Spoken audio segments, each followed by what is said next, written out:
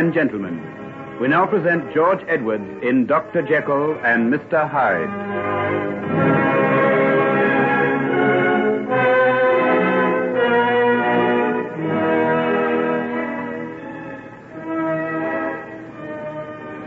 In the Welby, change here for Rochester. Good day, Mr. Jekyll. Expecting the young gentleman home today? Yes, he should be on this train. Ah, there he is now. Henry! Henry, my boy. Father, my word, it's good to see you again. It is indeed.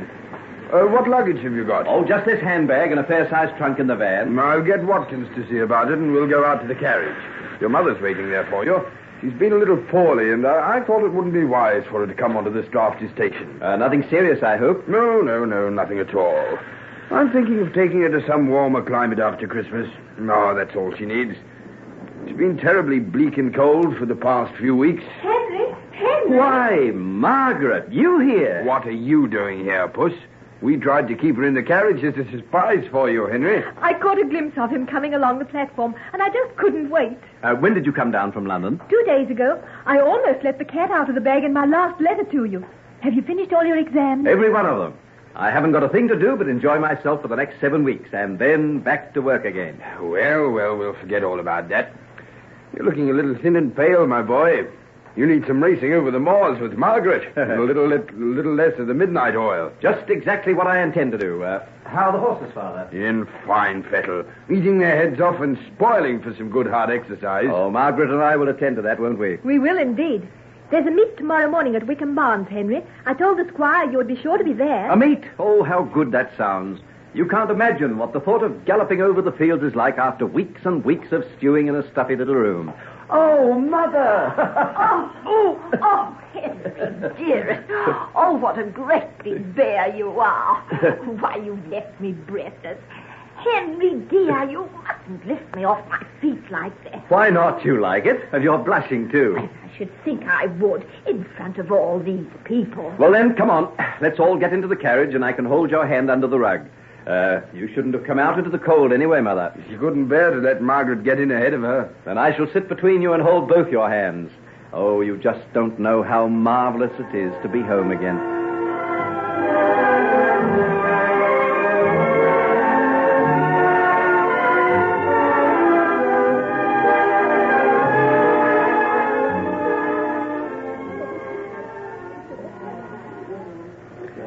Well, Margaret, are you ready to start for home, or haven't you satisfied that raging appetite of yours yet? You're a nice one to talk. How many slices of game pie did you have? Oh, at a hunting breakfast, it's never the thing to inquire into these little details. Can I get you another glass of punch? No, indeed. After all, we've got a good few miles to ride home. And I think we'd be better make a start. It's nearly 3 o'clock. It's getting dark so early now. Then I'll go and say goodbye to Sir Ronald and Lady Westmore. I'll go and get the horses and meet you out on the terrace.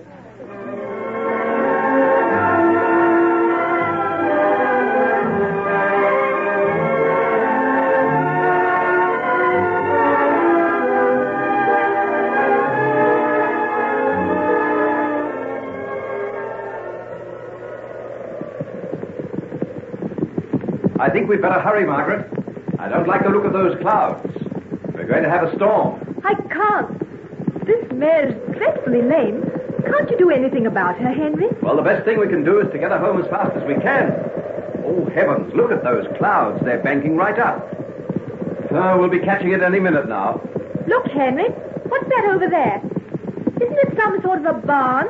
We could go in there and shelter for a while. Oh, this storm might last for ages. I think we'd better push on. No, I don't think it will. It might be over in half an hour.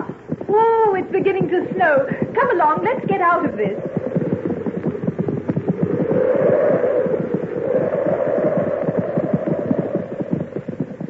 Oh, bring the horses in, too. Steady, Brutus, steady, boy. Can you manage, Clytie? Yes, easily. There. There's a good lad. Now, steady. Oh, just out of that in time.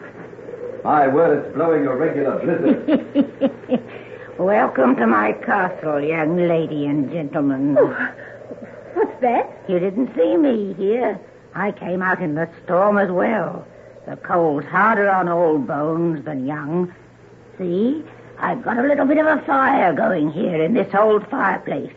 The the young gentleman had fetched a few more of those sticks over in the corner, we'd soon have a fine blaze. Why, yes, certainly. That's a good idea. And the young lady can sit down here beside me. Don't look so startled, my dear. I'm only old Mother Haggerty. I'd be out in the fields gathering herbs if it wasn't for the storm. Why, of course, I know you now. You live in that little cottage on the other side of Ludlow Bridge. Yes, everybody's heard of me. They come from near and far to me. I've got herbs and remedies for every ill. Rheumatism, the blight, sore feet, strangles in cattle, or love sickness, so I can cure them all. Why, you must be some kind of a witch, then. Aye, to be sure. Then, can you tell fortunes? Fortunes, that I can. Break up those sticks, young sir, and put them in the fire. And when we got a good blaze going, I'll look in the palm of your hand and tell you what I can see. Double, double, toil and trouble, fire burn and cauldron bubble. Oh, now, Henry, don't make fun. You spoiled everything that time the gypsy was going to tell my fortune at the horse show. Well, you forget I'm a man of science, or I hope to be. And anyhow, I know your future. Do you indeed? Well, we'll see. Come along, Mother Haggerty. Tell me what you see in my hand. A soft white hand, full of luxuries and no hardships. Anyone might envy such a hand if they hadn't eyes to see. What do you mean by that? See this line along your wrist? And this one here? Look how your life gets cut in two. Aye, there's a load of sorrow in your hand, my pretty one. You see, Margaret, you're not going to have everything your own way after all. You may mock at me, young man, but you'll not laugh a little later on. You remember what I say to you today. Show me that fine white hand of yours. Come along. Hold it out. What are you waiting for? Why, Henry, I believe you're afraid of what she might say. So you do believe her after all? Believe? In this hocus-pocus? Then hold out your hand. Turn it towards the fire so that I can see. Here you are, then. Let's hear it all. The other one. I need to have them both. Nay, I'll not tell you anything. Take your hands away. Oh, see what you've done, Henry. You've spoiled it all. Oh, please, Mother Haggerty, tell me mine. I'll tell you one thing, my pretty. Keep away from the man with the signs that this young gentleman has got in his hand. Whatever do you mean? Oh, she doesn't mean anything. She's cross with me and wants to make me out a villain. It's not me that'll make you out a villain, young gentleman. It'll be yourself. Oh, what a horrid old person you are. Because I don't say pleasant things about your sweetheart. Very well, then. I'll read what I see, so you'll not be heeding. You'll believe nothing but you want to if you're in love with him. Come, stir up the fire and give me light. Aye. Now I can see. Here's the right hand. Everything as smooth and fine as it should be. And here's the left. Can you see the difference? Mark the way those lines go twisting right across the palm. They break and twist and end in nothing. And the thumb. Aye, that's a main queer thumb to grow on such a fine, strong hand as yours, young gentleman. What's that got to do with it? You don't like it either. Come along now. Don't jerk away like that. You want to hear, so let me see some more. Yes, Henry, let her. You'll be wise to listen, young lady. It may save you a mite of gray hairs and sorrow if you do. Oh, let's get out of this. I never heard such a lot of nonsense in all my life. You're telling us nothing. All you do is mutter and mumble and drop hints. Aye, then I'll be telling you. One hand's the good in you, and one's the bad. And what's this I see? Mercy on us, is it a man's death? And you still so young? What do you mean? Your own heart will tell you, am I right or wrong? Did no one die because of you, and not so long ago? Stop it. Let go my hand. Aye, and that's not the whole of it. There's broken lives and broken hearts and a load of sorrow that'll rest upon your soul to weigh it to the ground. Oh, stop this. I don't like it. But there's another side to it. This other hand. It has fine deeds written in it. Courage, sacrifice. A hand like that could do a power of good. Oh, well, at least it gives me an even chance. For a moment I thought I was right for the hangman. Don't make light of him. See that mark there close to your wrist? I've only seen the like of it but once before, and that were on Ted the blacksmith's son. Him as killed a man at Bentley's Hill and died upon the gallows for it. Oh, what nonsense. What utter nonsense. I might have believed a little of what you said, but not that. Oh, give us something for her trouble, Henry, and we'll go. I think the storm's passing on. You think you ought to trust yourself alone with me? It's pretty dark outside now. Yes, and your mother and father will be getting worried about us. Come along, let's start. You lead the horses out and I'll open the door. Oh, thank goodness. There's a rainbow.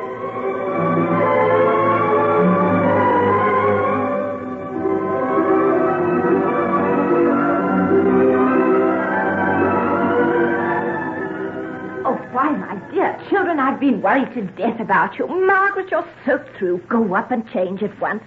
Couldn't you find anywhere for shelter? Well, we went into a sort of a tumble-down barn for a while. Yes, and found the most weird old creature there. She told our fortunes. Oh, it wasn't old Mother Hegarty, was it? Yes, what a horrible old thing she is.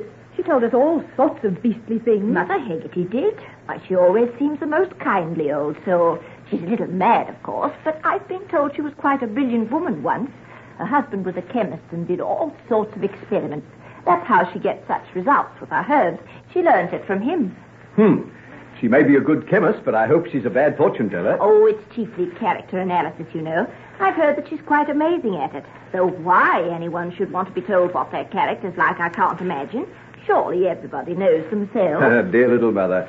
If only all of us were as simple, as uncomplex as you. Instead of being like Henry, outwardly a saint, inside a sort of monster. What on earth are you talking about, dear? Well, that's what the old woman said. And what are you going to do about it, Margaret? Do?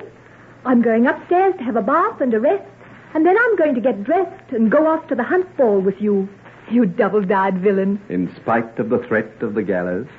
In spite of everything, Henry.